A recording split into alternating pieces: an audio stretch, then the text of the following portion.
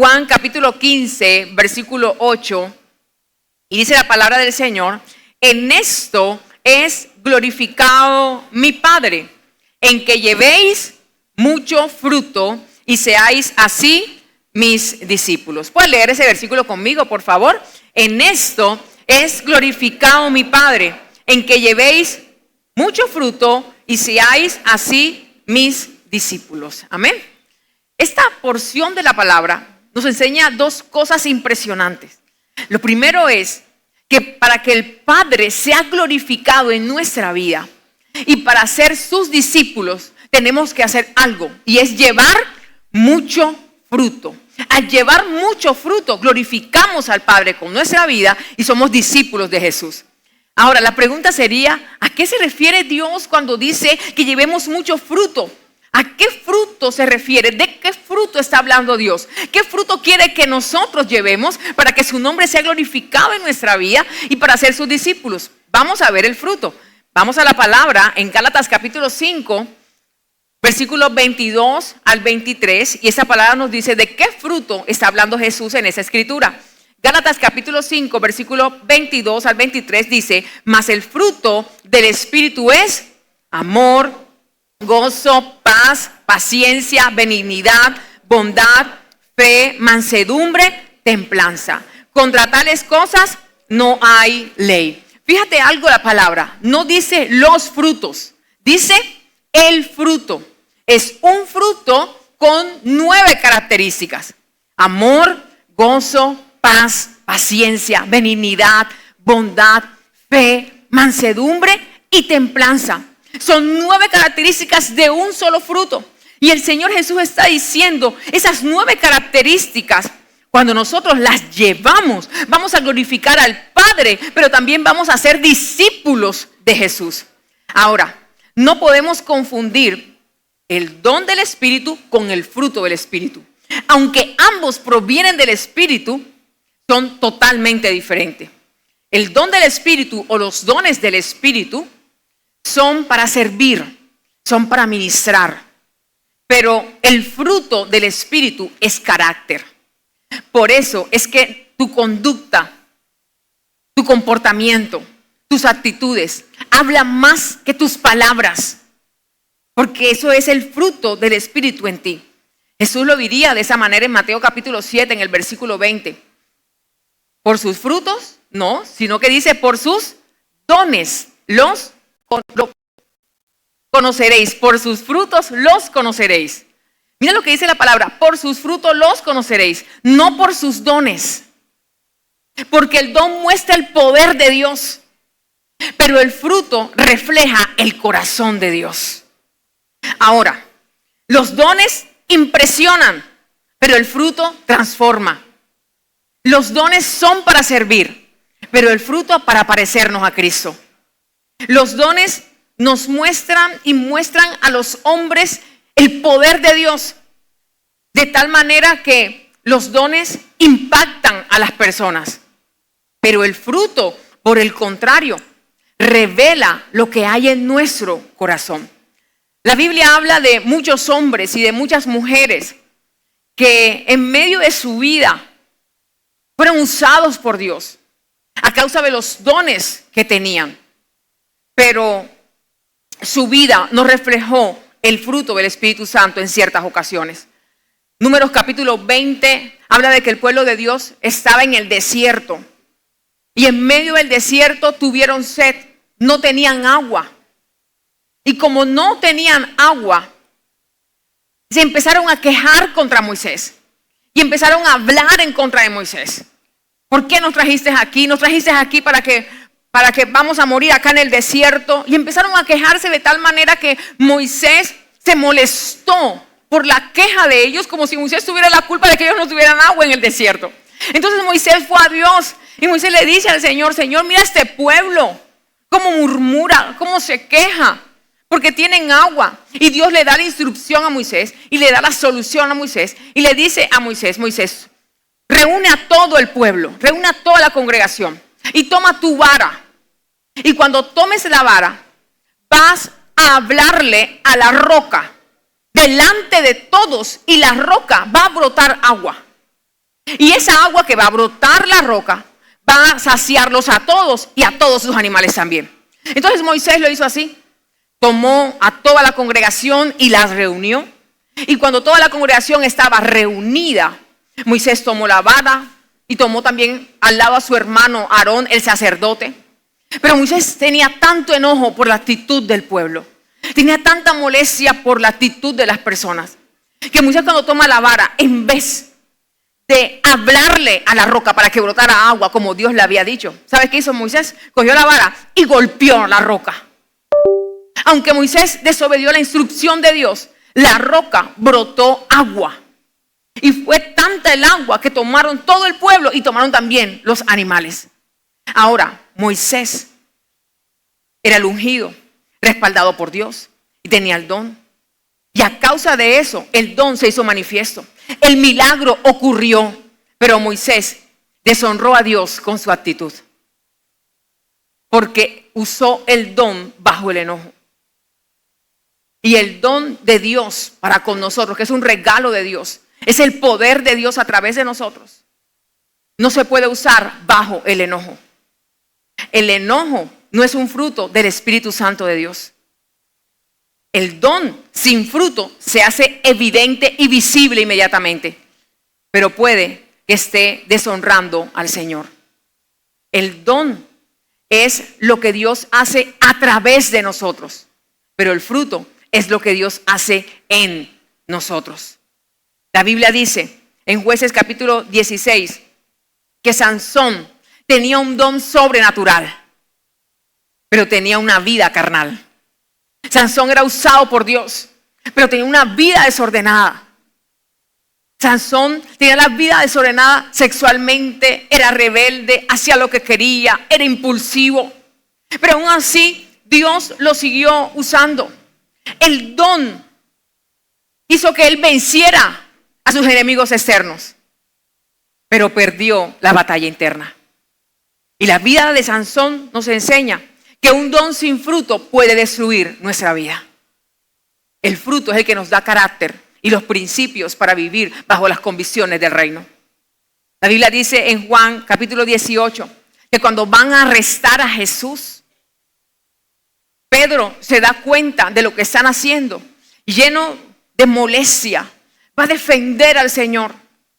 En medio de su impulso, lo que hace es que saca la espada que tenía. Y cuando saca la espada, hace algo y es cortarle la oreja derecha a Malco, uno de los soldados del sumo sacerdote. Y cuando le corta la oreja a aquel soldado para defender a Jesús, para que no se lo llevaran y no lo arrestaran, Jesús hace algo impresionante. Y es que coloca su mano en la oreja derecha de aquel soldado y le sana la oreja. A aquel hombre que lo iba a arrestar, lo sana. Pero a Pedro, que lo defendió, le dijo a Pedro: guarda tu espada en la vaina, porque al que espada mata, espada muere. Pedro usó su don con enojo. Después entendió que el don se usa no bajo la ira, sino bajo el amor. Porque un discípulo no reacciona con ira, un discípulo responde con amor. Algo importante, y es que el poder del Espíritu no corta orejas, sana corazones. Dígale a alguien en esta mañana: Dios no quiere que tú andes por ahí cortando orejas, sino que empieces a sanar corazones. No basta, escucha bien eso, que eso lo escribí para ti. No basta tener pasión, hay que tener dirección. El Espíritu Santo no solo quiere usarte, quiere formarte. El don te da posición, pero el fruto te da permanencia. Los dones impresionan a los hombres, pero el fruto impacta el cielo. Los dones impresionan porque es la manifestación de Dios, del poder de Dios en sanidad, en milagros, en palabra, en profecía. ¿Y quién nos impresiona por eso? Cuando uno ve a una persona usada por Dios de esa manera, uno dice: wow, Dios mío, ¿cómo puedes usar a alguien así, de esa manera? Pero cuando tú llegas a conocer a esa persona de cerca, Si esa persona no tiene el fruto del Espíritu Santo de Dios, ¿sabes qué va a pasar? Vas a dejar de admirarlo. Porque el don te lleva a admirar a alguien, pero el fruto te lleva a amar a alguien, a querer estar con esa persona. A nuestra familia no le interesa los dones que tengamos, le interesa el fruto que podamos tener. Nuestra familia no quiere ver en nosotros el don, ni le interesa el don de Dios con nosotros. A ellos no les interesa cuántas personas oraste esta semana que sanaron, o a cuántos les predicaste y se salvaron, hicieron oración para recibir a Jesús. Tampoco le interesa qué bien predicas tú. A tu familia lo que le interesa es ver en ti el discípulo de Jesús que tú eres. Es ver en ti el fruto del Espíritu Santo de Dios. Lo que a tu familia le interesa de ti es ver en ti esa persona amorosa, esa persona que da paz, no que anda peleando en la casa por todo. A tu familia lo que le interesa es ver esa persona bondadosa, esa persona amable, esa persona que sirve en la casa, no solamente que sirve en la iglesia, sino que también sirve en la casa. Esa persona que es agradable para estar con ella. Si no tenemos fruto, la gente no nos va a soportar. La gente no va a querer estar con nosotros. No hay nada más feo en esta vida que llegar como padres a la casa nuestra y que nuestros hijos se esconden y cada uno a su cuarto. Ay, llegó mi papá, y se escondan y se vayan por ahí, de ahí. Porque no nos soportan. No hay nada más feo que la gente que amamos no quiere estar con nosotros porque no tenemos el fruto del Espíritu Santo de Dios en nosotros. La gente espera recibir de nosotros lo mejor porque somos discípulos de Jesús. Y quieren ver reflejado en nuestra vida y en nuestras palabras a nuestro Señor Jesucristo. La gente espera de nosotros. Algo curioso nos pasó esta semana. Íbamos en el carro, mi hijo de copiloto y mi hija iba atrás. Y estábamos hablando y mi hija me estaba contando una historia, algo que le había pasado. Yo la estaba escuchando atentamente y de repente Daniel, mi hijo, estornuda. Y Jay sigue hablando y yo le dije, ajá, hija, sígueme contando. Y ella está hablando y Daniel vuelve a estornudar. Y mi hija sigue hablando y contándome. Y yo también sigo escuchándola. Y Daniel nos queda viendo y nos dice, 2 oportunidades les di.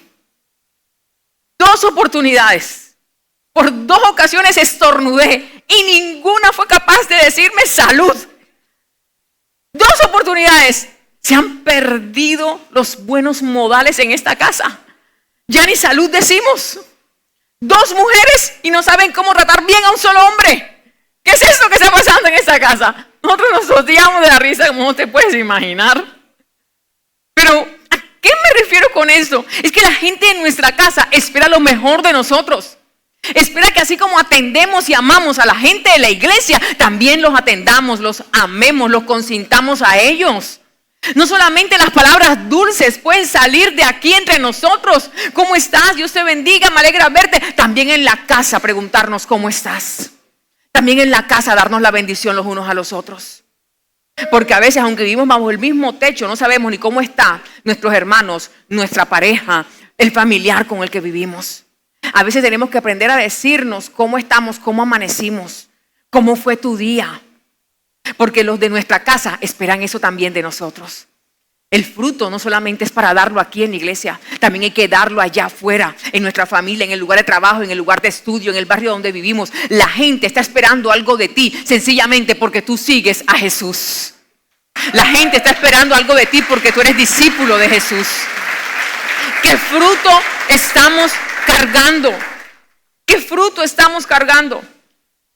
No permitamos que la gente nos admire por los dones, pero que nadie nos soporte por nuestro carácter. Hay gente que a nadie se le puede ni acercar.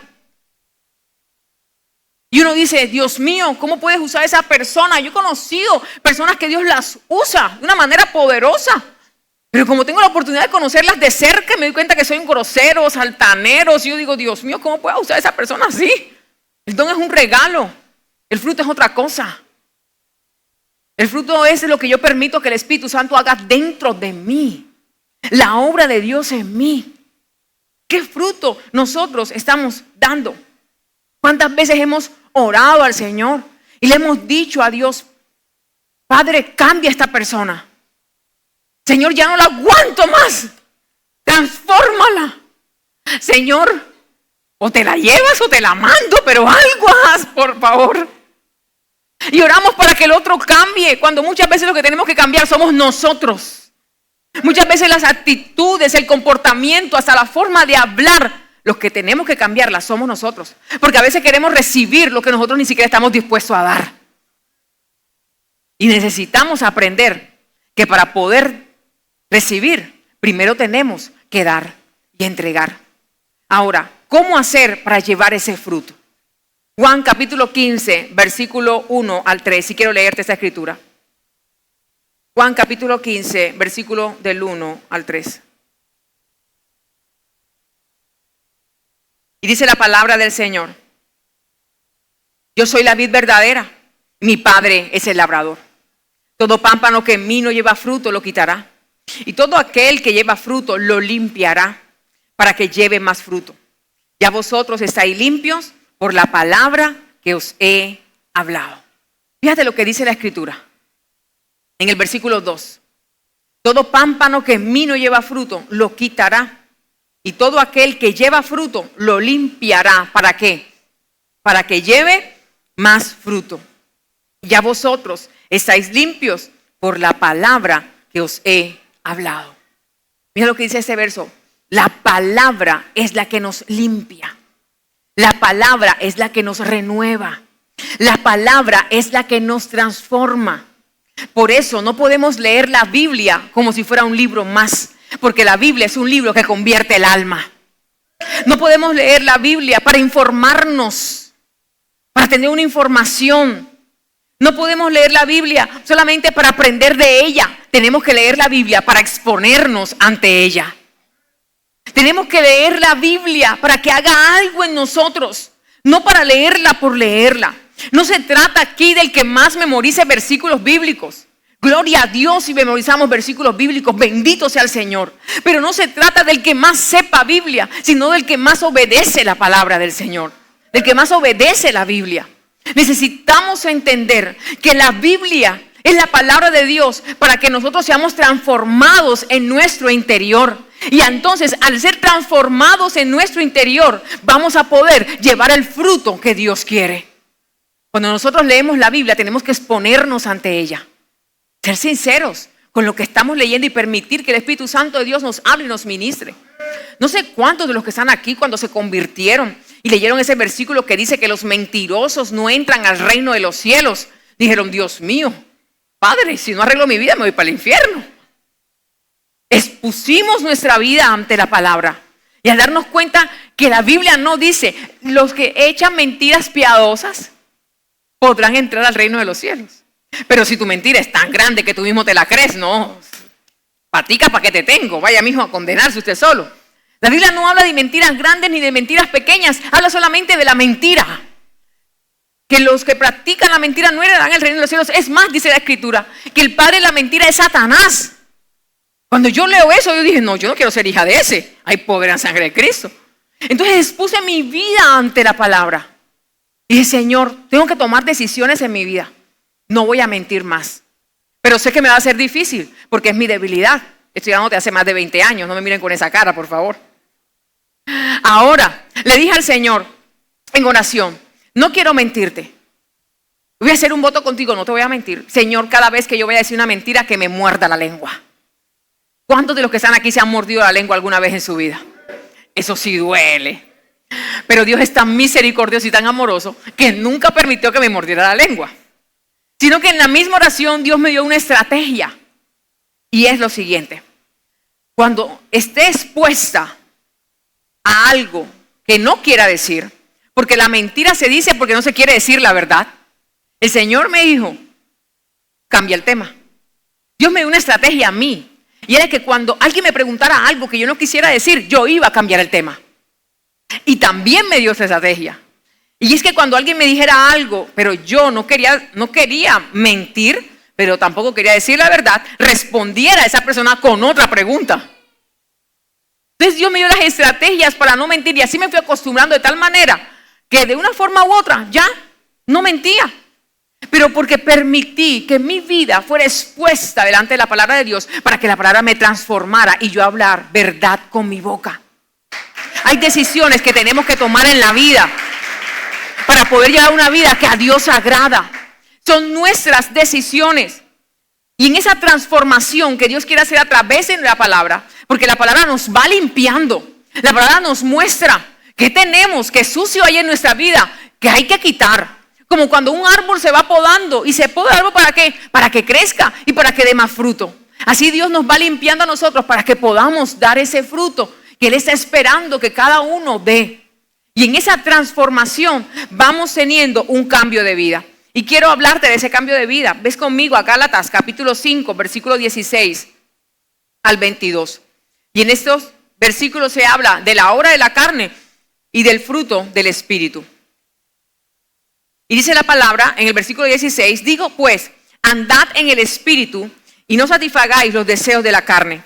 Porque el deseo de la carne es contra el Espíritu y el del Espíritu es contra la carne.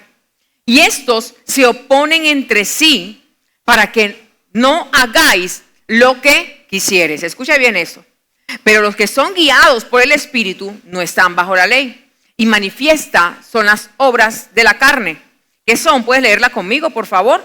Adulterio, fornicación, inmundicia, lascivia, idolatría, hechicerías, enemistades, pleitos, celos, iras, contiendas, disensiones, herejías, envidias, homicidios, borracheras, orgías y cosas semejantes a estas, acerca de las cuales os amonesto, como ya os he dicho antes, que los que practican tales cosas, ¿qué pasará? No heredarán el reino de Dios. La gente piensa que el enemigo más peligroso que tiene es el diablo o Satanás. Y déjame decirte que no es así. Porque Satanás no es omnipresente. Él no puede estar en todo lugar. Él puede estar en un lugar a la vez. Y él manda por eso a sus demonios. Pero hay un enemigo más poderoso que anda con nosotros para arriba y para abajo. ¿Y sabes quién es? La carne. La carne. Todos los que estamos aquí tenemos carne. Todos. Y la carne es el enemigo más peligroso que nosotros podamos tener. Porque la Biblia dice que los que satisfacen los deseos de la carne, que acabamos de leer, no entrarán o no heredarán el reino de los cielos.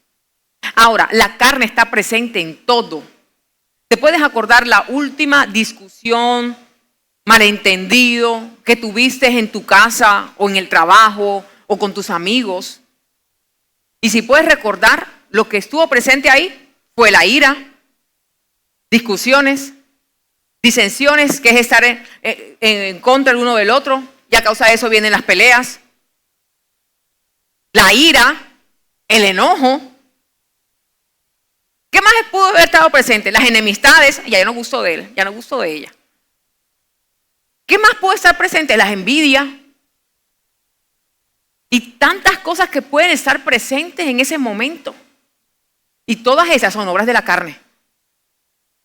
Ahora, esta palabra dice que el deseo de la carne es contra el deseo, es opuesto al deseo del Espíritu. La carne desea algo, satisfacerse en estos deseos, y el Espíritu desea agradar a Dios. Y se oponen entre sí. ¿Y sabes dónde estamos nosotros? En la mitad. Porque nuestra alma está justo en la mitad. En nuestra alma está la voluntad. Y nosotros somos los que tenemos que decidir si andamos conforme al Espíritu o satisfacemos los deseos de la carne. Y hay una lucha entre nosotros. Ahora te voy a poner ese ejemplo. Imagínate que alguien venga a ofenderte. Y te ofende y te diga palabras y te hiera verbalmente. Viene la voz del Espíritu a ti y te dice, tranquilo. La blanda respuesta aplaca la ira. Pero la palabra áspera hace subir el furor. No le respondas de esa manera. O te habla el Espíritu Santo y te dice, silencio. Porque la palabra dice que aun cuando el necio calla, es contado por sabio. No digas nada, haz silencio. Y esa persona se cansa de hablar y barre contigo y hace y deshace.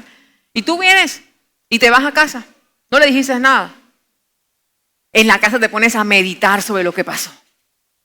¿Cuántos meditan después que han pasado algo así difícil en la casa? Y te pones a meditar.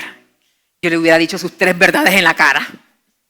Yo no sé para qué me quedé callado. Yo si soy tonta le hubiera dicho esto, esto y esto. Es que justo ahora tengo la respuesta. ¿A quién le ha pasado eso? Yo voy a preguntar algo. ¿Quién ganó en aquella pelea? El espíritu. Obedeciste al espíritu. A silencio. Porque el necio aún cuando cae es contado por sabio. Tú agradaste a Dios porque obraste según la palabra nos enseña. Pero cuando estuviste en la casa, la carne no le gustó que hayas obrado conforme al espíritu y te está reclamando, le hubieras dado, si usted es verdad, en la cara le hubieras dicho la verdad. Hay una lucha constante entre nosotros, de la carne y el espíritu. Pero está en nosotros decidir hacer la voluntad de Dios. Está en nosotros andar en el espíritu. Esa decisión no la va a poder tomar nadie por ti. Ni siquiera Dios puede tomar esa decisión por ti. Porque Él te ha dado libre albedrío y tú tienes que decidir andar en el espíritu y no satisfacer los deseos de la carne. Hay una decisión que está en nosotros. Ni nuestros padres pueden decidir. Ni la persona que más te ama puede decidir por ti. Es más, te voy a decir algo. La salvación es individual. Nosotros como padres quisiéramos que el día del rapto agarrar a nuestros hijos para que se vayan con nosotros al cielo. Pero no podemos hacer esto. Cada uno tiene que luchar por su vida. Cada uno tiene que luchar por su salvación. Cada uno tiene que luchar por su alma, que luchar por lo suyo. Y por eso la decisión es de nosotros andar en el espíritu y no satisfacer los deseos de la carne, porque ellos son contrarios al espíritu. El deseo de la carne es enemistad. El deseo del espíritu es la paz. El deseo de la carne es el odio, el rencor, la envidia. El deseo del espíritu es el amor. El deseo de la carne es la gritería y nosotros los costeños aún más, por Dios, por nuestra cultura. Pero el deseo del espíritu es la templanza. El deseo de la carne es la pelea y la rencilla. Hay gente que compra hasta las peleas, que solitos se prenden. Para pelear se necesitan dos, pero ellos arman la pelea solo. Pero el deseo del espíritu, ¿cuál es? La paz. Necesitamos tomar decisiones en nuestra vida que nos lleven a que el fruto del espíritu esté en nosotros. Y la palabra dice en el versículo 22, mas el fruto del espíritu es amor, gozo, paz, paciencia, benignidad, bondad, fe, mansedumbre, templanza. Contra tales cosas no hay ley. Cuando una semilla se planta, inmediatamente no sale el fruto. Se planta la semilla, se extienden las raíces, después sale el tronco, las ramas, las hojas, la flor y de último que sale, el fruto. El fruto toma un tiempo. Y la Biblia dice en el Salmo, el capítulo 1, en el versículo 3, que nosotros somos como árboles plantados junto a corrientes de agua que dan su fruto en su tiempo. Hay un tiempo también donde nosotros damos frutos. Pero hay personas que llevan ya 20 años en el evangelio y todavía siguen de sinvergüenza, pues. Tampoco se puede así. Llega un tiempo donde tenemos que madurar y dar fruto. Ojo, diga el que está a su lado, ya es tiempo de que madures, ¿verdad? Hay tiempo de madurar y dar un fruto. Porque si no, decimos, estoy todavía en el proceso con Dios en esta área de mi vida, ya eso es maña. Ya no quiere salir de ahí, ya nos volvemos sinvergüenza, ¿verdad? La Biblia dice que cuando Jesús resucita, visita a los discípulos, pero hace una visita muy especial y es la visita a Pedro. Porque Pedro lo había negado 3 veces. Y Jesús va donde Pedro está en el mar, le prepara un buen desayuno. Yo creo que Jesús era costeño porque preparó pescado ese día. Y le prepara a Pedro un buen pescado para hablar con él de lo que había ocurrido. Las mejores conversaciones se tienen en la mesa con una buena comida. Jesús le preparó un buen pescado a ese hombre y habla con él sobre lo que pasó. Las 3 veces que lo negó y le pide 3 veces que le demuestre su amor. De la manera como Jesús pide a Pedro que le demuestre su amor es cuidando sus ovejitas. Cuida mis corderos. ¿Me amas, Pedro? Apacienta mis ovejas. ¿Me amas, Pedro? Cuida mis corderos. ¿Me amas, Pedro? Cuida mis ovejas. Cuidando a sus seguidores. Y es la forma como nosotros le demostramos el amor a Jesús. Cuidándonos unos a otros. Ahora, mientras Jesús está hablando con Pedro y lo está restaurando, ellos van caminando. Y cuando van caminando, Pedro da la vuelta, mira hacia atrás y se da cuenta que detrás de ellos está Juan, el discípulo amado. Juan, el que cuando Jesús estaba siendo crucificado, le encomienda a su madre para que cuide a su madre. Juan, aquel discípulo que era el más joven de los discípulos, aquel que tenía por costumbre recostarse al pecho de Jesús. Juan, aquel que en la última cena es el que le pregunta a Jesús, ¿quién es aquel que lo va a entregar o lo va a traicionar? Ese es Juan del que te estoy hablando.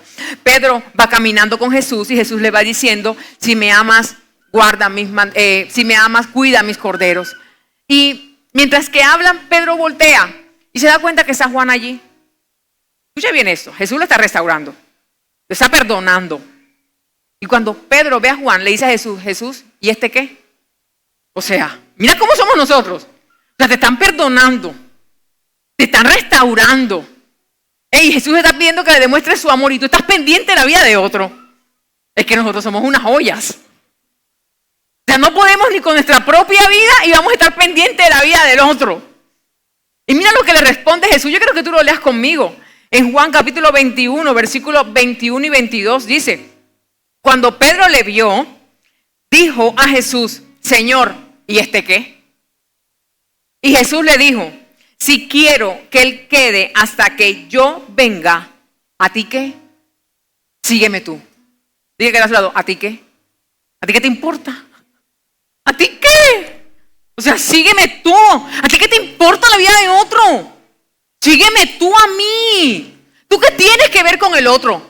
¿Tú qué tienes que ver con que el otro haga o no haga? Ese es el problema de él. Sígueme tú. Vine por ti, Pedro, a restaurarte a ti, a levantarte a ti, a perdonarte a ti, a hacer una obra en ti. Deja de estar pendiente de la vida del otro. Sígueme tú. ¿A ti qué te importa el otro? A veces nosotros estamos tan pendientes de la vida del otro que se nos olvida que tenemos que luchar por nuestra propia alma y por nuestra propia vida. Tenemos una vida por la que tenemos que rendir cuentas delante de Dios. Que los otros hagan o digan lo que ellos quieran, ese es el problema de ellos con Dios. Cada uno con Dios. Mira la paciencia que le tuvo Jesús a Pedro. Todavía lo está restaurando y Pedro está pendiente de la vida del otro. ¿Cuánta paciencia nos ha tenido el Señor a nosotros? ¿Cuánta paciencia nos ha tenido Dios para que nosotros demos fruto? Para que en nuestra vida se note el amor, el gozo, la paz, la paciencia, la benignidad, la bondad, la templanza, la mansedumbre. Y todavía es la hora y el Señor sigue trabajando en nosotros. ¿Cómo logramos, y quiero terminar con eso, cómo logramos tener ese fruto en nuestra vida? ¿Alguien quiere saberlo en esa mañana? Vaya conmigo a Juan 15:4 dice, permaneced en mí y yo en vosotros. Como el pámpano no puede llevar fruto por sí mismo si no permanece en la vid, así tampoco vosotros si no permanecéis en mí. Escucha bien eso. Como el pámpano no puede llevar fruto por sí mismo si no permanece ¿dónde? En la vid. Así tampoco nosotros si no permanecemos en mí, habla Jesús. Escucha eso tan maravilloso. Una planta le puede salir la raíz, el tronco, las ramas, las hojas, la flor. Pero si la arrancamos donde está plantada, ¿va a dar fruto? ¿No? Puede que enseguida iba a dar el fruto, pero como la arrancamos, ya no da el fruto. Así sucede con nosotros. Tenemos que estar plantados, permanecer en Dios para poder dar fruto. La planta no se esfuerza por dar el fruto. Es más, si tú sabes que tú siembras una semillita que es de mango, ¿qué esperas de ese árbol? Mango. Tú sabes lo que te va a dar esa semilla y tú esperas el fruto que te va a dar la semilla, tú esperas el mango. La gente sabe que tú y yo somos seguidores de Jesús. Por eso esperan de nosotros el fruto del Espíritu Santo, porque le hemos entregado nuestra vida al Espíritu Santo de Dios, porque estamos plantados, porque hemos decidido permanecer en Dios. La gente está esperando que nosotros también demos frutos. Nadie va a esperar de un árbol de mango que dé fresas. Tú vas a esperar que de ese árbol salga el fruto que debe dar. La gente está esperando de ti que des el fruto que debe dar, porque hemos decidido plantarnos en Cristo Jesús y seguir al Señor. Ahora, ¿cómo dar ese fruto? La palabra dice que permaneciendo en Él. El secreto para dar fruto es permanecer en Jesús. Cuando tú lees la vida de los discípulos, lees a Pedro que era tan impulsivo, tan hablador de repente, tan metido en la vida ajena. Lo acabamos de ver ahora, metiéndose con Juan. De preocuparse por la vida de él. Cuando vemos a Juan, la vida de Juan, Tomás, que hasta no ver, no creer. Cuando vemos cada una de la vida de los discípulos nos damos cuenta, hey, Jesús duró 3 años con ellos, enseñándoles, formándoles, 3 años. Y todavía Jesús resucita y ellos salen con tantas cosas. Pero ¿qué hizo la diferencia? ¿Por qué ellos, siendo tan imperfectos, fueron personas después tan nobles? Tanto así que Juan, aquel que le dijo a Jesús, ¿quieres que oremos para que descienda fuego del cielo? Después fue llamado el discípulo del amor. ¿Qué hizo? ¿Cuál fue la diferencia? ¿Por qué se transformó? ¿Por qué se convirtió de esa manera en otra persona? Porque la clave de todos los discípulos fue permanecer en Cristo Jesús. Permanecer en Dios es la clave para que el fruto se haga evidente en nosotros. Permanecer en Dios es la clave para que el fruto se produzca en nosotros. Nosotros no cambiamos a nadie. Ni solo podemos cambiar, necesitamos el Espíritu Santo de Dios. El Espíritu Santo de Dios es el único que puede transformar a las personas. Nosotros no transformamos a nadie. Y es el Espíritu de Dios el que hace que nosotros llevemos fruto. Cuando tenemos una relación con el Espíritu Santo de Dios, ¿sabes qué pasa? Esa relación hace que el Señor nos llene de su amor y llene cada vacío que hay en nuestro corazón de su amor. Entonces, al ser llenos del amor de Dios, ¿qué vamos a dar? Amor. Cuando Dios nos llena de su paz, esa paz que sobrepasa todo entendimiento, y en medio del caos que pueda haber en la casa, por cuando nosotros hemos sido llenos de la paz de Dios, ¿qué vamos a llevar y dar en casa? Paz. Cuando nosotros permitimos que el gozo de la salvación se avive en nosotros, y a pesar de lo que podamos vivir, de las crisis, de las situaciones difíciles que podamos atravesar, el gozo de Dios permanece.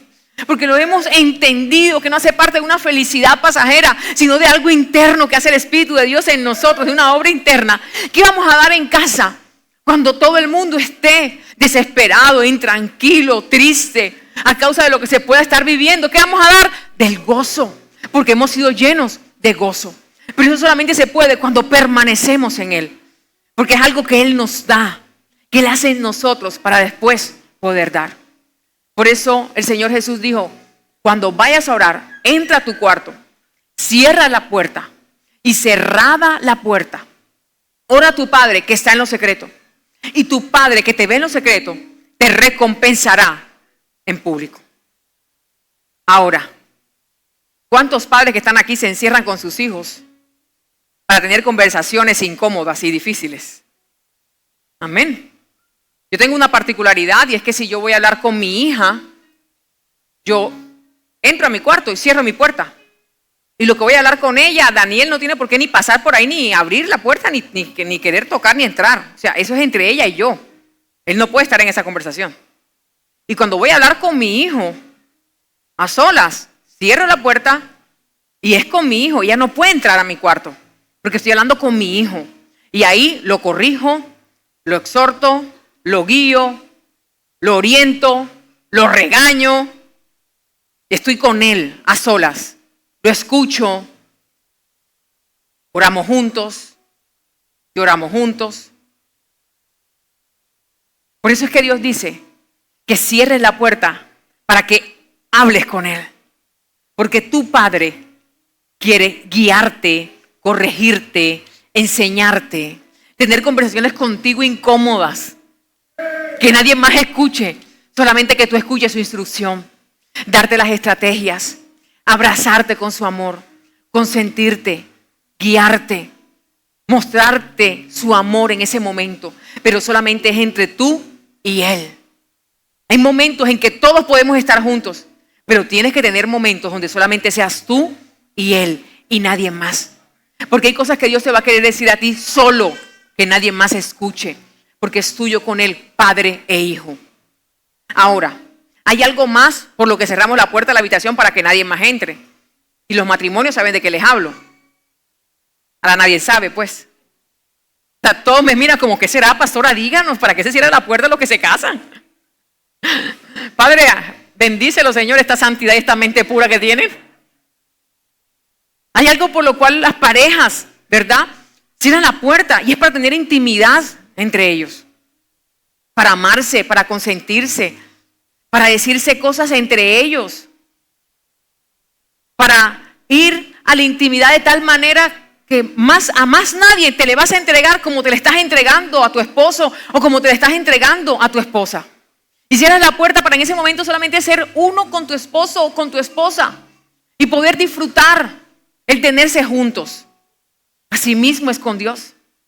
Cuando cerramos la puerta, nos encerramos con Él para tener intimidad con Él,